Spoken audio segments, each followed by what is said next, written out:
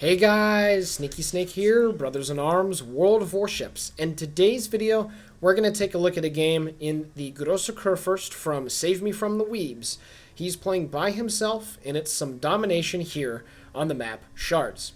So if you'd like to send a replay into us, please send it to BIAworldofwarships, all lowercase, at gmail.com. Please include the replay file, post game screenshots if you have them, a brief description of the battle, and then if you'd like myself or put in to do the commentary, you can request for that as well.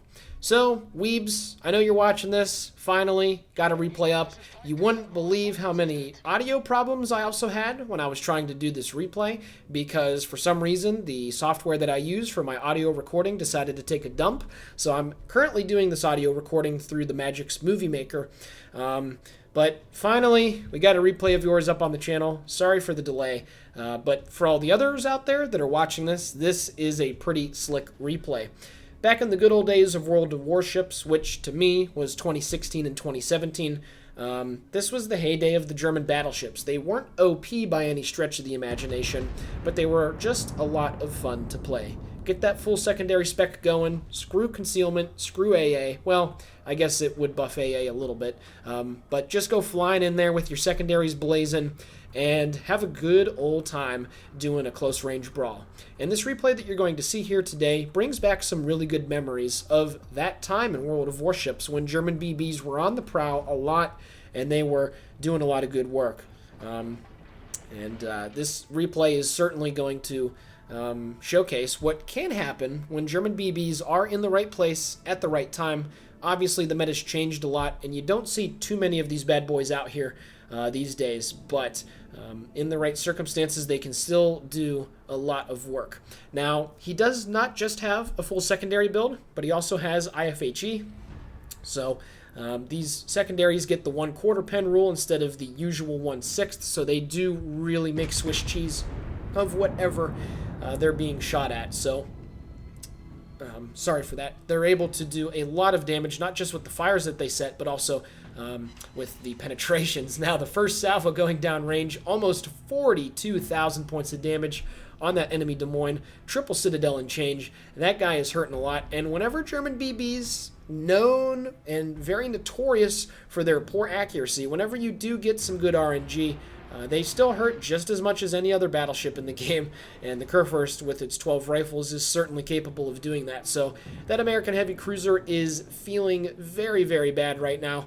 And yeah, he's going to be SOL for the rest of the time that he's in battle. He decides to send, Weebs that is, another salvo downrange at the Des Moines right before he got behind hard island cover and was able to get detected. And I think he's going to land a few hits here. Yep, 3 over penetrations, so that guy once again taking some more damage. And then the Des Moines does die from the friendly Montana of King Tiger. So things are looking okay at the moment. Each side has lost a ship. However, the enemy team is making a hard push for the sea cap, the northeastern cap, and his friendlies are going to kind of get stuck there just south of that capture point. So it's not going to be looking too good for them here in the next couple of minutes, and it's going to really be up to Weebs and the guys that are down here in the south section of the map to do some work. So he's getting his guns trained now. This time on the enemy Großer Kurfürs, he does get detected. That horrible 15.9 kilometer concealment is not doing him any favors because, again, you do have to sacrifice a lot for this build. However, once more, really good dispersion and almost 17,000 points of damage as he manages to get a pretty spicy hit into that German battleship. So 2 salvos, well, 3 I guess, 62,000 points of damage. That's some pretty good stuff right there, to be honest. Really high damage already in this game. And now he's going to push on to this A cap. He's going to get his hydroacoustic up here any second now. German hydroacoustic, of course, is still really, really good. And with that smokescreen out in front of him as he goes undetected, he knows that there's at least an enemy DD, maybe an enemy cruiser, because there was a Minotaur on the other side. So with the hydroacoustic up, he will be able to push that smokescreen. And while it's certainly lost its luster in today's meta with so much radar, so much long-range, long-duration radar, hydroacoustic on the German BBs can still be very, very useful. It does detect ships almost out to 6 kilometers, and it is able to pick up torpedoes a little bit more than 4 kilometers away. So when German hydro is up, it's still very difficult to hit whatever ship it is, not just the battleships, but the German destroyers and the cruisers as well. So it's still a nice tool to have when you are able to move in really close and be aggressive.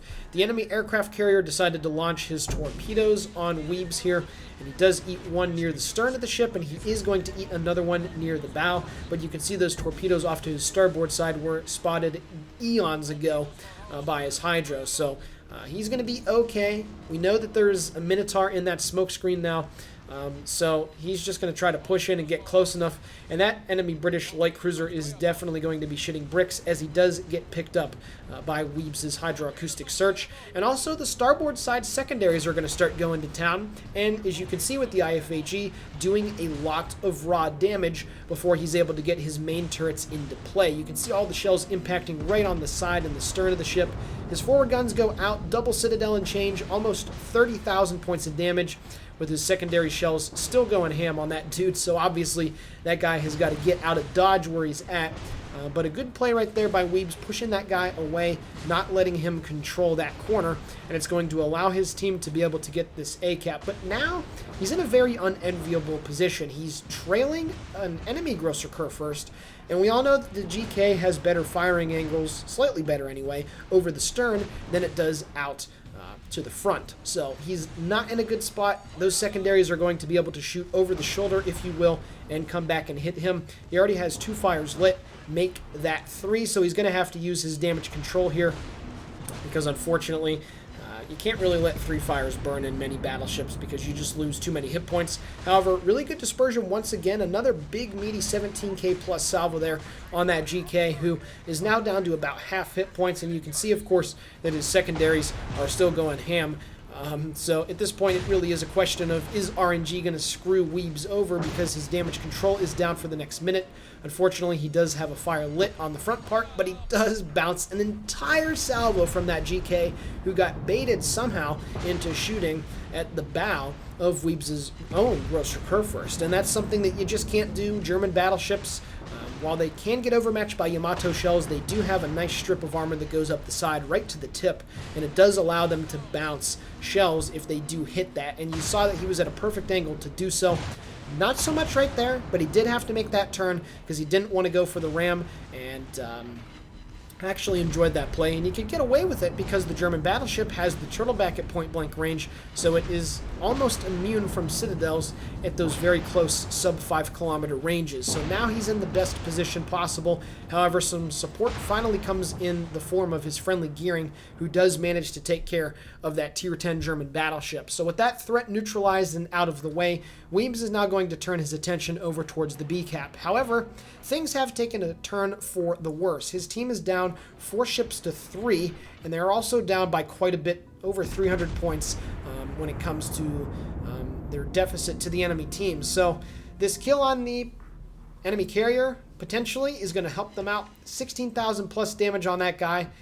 I'm really not sure how the enemy carrier got himself in that position. I know that sometimes it's easy to lose track of where your carrier is sailing, but I'm not 100% sure how that guy thought that that would be a safe spot, especially considering Weebs' team and him sent some ships down here towards the A cap. So with the enemy carrier going to get neutralized here as he picks up his first frag of the game, the enemy team, even though they do have a pretty decent point lead and a cap lead, it's not going to be good for them because they've lost so much spotting ability, while Weebs' team is still going to have it. So while his team temporarily has an advantage, the enemy team does manage to get a kill there on the friendly cruiser, the Alaska. So it's 305 to 519, and one of his ships is on the B cap, that enemy, or the friendly Republique, but he's obviously taking the brunt of the enemy team's fire. So it's still not looking really good here, as we're now in a 6 versus 6 game, and that Republique of his friendly team is going to die here pretty quickly. So Weebs needs to be very careful about getting too far in and getting focused down like his friend just did right there. So he decides to make the right play here. Now also you can see that smoke screen that's starting to appear just off his port bow. Instead of pushing into the B cap, which would be basically a death sentence, he decides to make the I guess the less aggressive, more passive play here, and he wants to get into a kiting position where he's going to be able to shoot his secondaries over the shoulder at the Jean Bart. Now the Jean Bart is an excellent target for IFHE secondaries because it's basically 32 millimeters of armor all over the place. Really no ifs, ands, or buts about it. And you can see with the secondary build, so many shells are landing on target and so much raw damage, not just the fires that he's setting, but also just the raw damage that's coming in from those secondaries is really helping to churn that guy's hit points down quite a bit. So he's letting his buddy move in there. I'm not 100% sure why the Worcester is trying to charge that guy down, but whatever. Somebody else is taking the brunt of the fire, and it's important that he keeps his hit points up right here as the enemy team continues to mount the lead. It's 5 versus 6, and unfortunately that Worcester is going to go down here any second, but he does manage to get his next salvo off against the enemy Massachusetts, but you can see the dispersion. That's a little bit more like what you should expect in German BBs. A little bad, to be honest, and even at these ranges, you'd still expect a few shells to hit, but unfortunately that's not the case. However, he's up to 246,000 points of damage, and the enemy Massachusetts actually skirts behind the island just a little bit. So now he's not going to be getting shot at from that guy's secondaries, which is good. So now he can plan out his next move. There's still one destroyer, himself, another friendly battleship, and the friendly aircraft carrier, who's actually going to do a really good job over on that eastern portion of the map, trying to find and kill off those enemy destroyers. A decent drop right there, as Weebs also sends a salvo down range. One shell manages to hit, so he goes down below 4,000 hit points, which is fantastic. And that Kaga over the next couple of minutes is going to control those enemy destroyers over there, which is incredibly important, and it just shows how powerful carriers are in the game right now, which is great. Meanwhile, Weebs' secondary is going over the shoulder at the enemy Massachusetts, and he does get his rear turrets off as well. Being able to get free damage without taking any return is one of the hallmarks of being a really good player, not just in ships, but also in tanks and warplanes as well. It's just kind of the thing with the Wargaming's titles. And he's thinking about his next move. He's got his next heal going, so he will be able to get back to over 30,000 hit points, which is still a decent amount to work around with here at this late stage of the game. His next salvo goes down range, full broadside on the Massachusetts. He is sitting bow on, but now a bigger threat is coming around the corner on the western side of that island. His friendly gearing is in a pickle. There's the Seattle coming full speed around. It seems that the Seattle is more focused on the friendly Montana of Weebs' team, who is down below 1/10 hit points, but that's actually okay because somehow this guy doesn't realize that there's a, I'm good. I don't know how that guy missed that.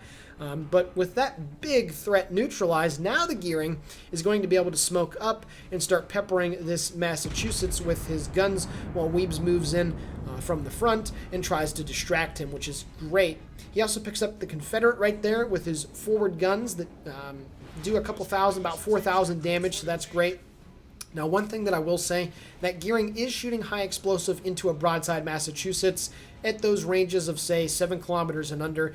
Definitely whip out the AP. Even up to 10 kilometers, you can still get some pretty consistent damage as long as you're shooting high and up into the superstructure. But that's okay because Weebs' next salvo puts him down below 1,000 hit points, and that gearing is going to be able to finish off the kill, which is great. So now it's a 3 versus 2 as the carrier manages to kill off the Benson, and now with his last flight of dive bombers, he does spot the enemy gearing for a little bit of time here, which is fantastic. Obviously, the carrier doing some massive work over there, keeping those enemy destroyers at bay, but unfortunately there's a full health Montana. Now that can mean one of two things. Either this guy is like a growing number of battleship players that I see in this game, where everybody wants to stay at very long range, or it's a bot. My guess, probably a bot. You guys can make that determination yourselves as we see what this Montana is going to do, but the point is there's a lot of HP on the board for that guy, so Weebs is going to have to be a bit careful here. Now, the gearing smokescreen, well, he obviously was going to get rushed by Weebs, so he couldn't afford to stay in there and wait. As soon as he went out, he got detected by the aircraft carrier's planes, but for a time, Weebs was actually undetected because that gearing smoke was shielding him from line of sight of both him and the Montana. So his secondaries do finish off the kill.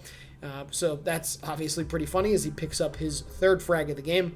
And now he's getting ready here to open up from stealth with his main battery guns on that Montana. But because it's a bad Montana player or a bot, whichever one, of course, no citadels on a broadside because that's just how things work. The Montana can be sometimes a somewhat fickle ship to citadel. There are occasions where you still citadel it relatively reliably, and then there are other times where, well, it just really doesn't do anything, and there's not much you can do about it, even if you aim right at the waterline. He gets his forward guns going once again. The dispersion looks pretty bad, to be honest, but he still manages to land a few shells on target, doing over 5,000 damage right there. He's cracked 309,000 points of damage. You can see that his starboard secondaries are still going ham, which is great on that Montana. And, of course, the damage in the return salvo that he takes, however, almost 13,000 points, which is not good because he doesn't have any heals left. So he's down below 20k, so he really, really needs a monster salvo here to help him out. And he gets his full broadside going in. The shells look okay. Somehow, just a little bit less than 20,000 damage, which is certainly not ideal there. Only one citadel on that broadside Monty, and unfortunately, that guy is going to get his next salvo out, but he shoots completely at the bow, and like I've already said, do not shoot at a German BB bow. You will not get any consistent pen unless you're a Yamato, and even so, there's still that strip of armor, which is going to provide a guaranteed auto bounce. So, not sure why that dude or the bot shot at his bow, but that's okay, because he's now down to a pretty decent amount of hit points left, and hopefully Weebs will be able to go around the corner and finish him off. His team is still losing on points, but the friendly gearing is making the right play, heading up towards that C-cap, hopefully to choke off the points gain that the enemy team is getting, just in case Weebs dies here in this engagement, but it looks like he should be okay. He's at 341,000 points of damage, and once again, the Montana comes around the corner, full broadside, and once again, no citadels, because screw you, that's just the way that it works. He does get a fire with the secondaries. The Montana gets ready to shoot and now does his full broadside right into the superstructure. 13,000 damage. He's down to 4k. Weebs, that is. So hopefully he'll be able to get this frag here before that Montana gets his next reload. He's going to swing his rear turrets into play as well. The first one out of the front turrets does over 9,000 damage on the belt. He really needs this kill right here. Going to aim up into the superstructure. The salvo goes out, and he does finally bag the kill as that ends the game. Alrighty, guys, taking a look at the post-battle results, 373,000 points of damage off of 112 shell hits and 524 secondaries. He picked up 4 frags, set 6 fires, and had 6 citadels. Taking a look at the team score, yeah, he finished top on his team, over 3,000 base XP, an absolutely monster carry. His buddy in the gearing and his buddy in the Kaga, however, did pull their weight with 5 frags combined, the gearing doing some pretty good work around the B-cap, and then that carrier dried yams doing some really good damage to those enemy destroyers on the eastern side of the map. So obviously, you can't have monster games without somebody else, a couple players on your team doing just enough to help you out. Props to those guys, but certainly Weebs was the deciding factor in this game, and he had just an absolutely monster game. So, Carefree, thanks for sending this in. Like I said, I know that I told you that I'd get a replay up on the channel for you, and we were finally able to make that happen. So I hope you enjoyed the commentary, and for everybody else, I hope you enjoyed this monster Großer Kurfürs replay. So with that being said, this is the Sneaky Snake for BIA World of Warships signing off. Guys and gals, as always, have a great day.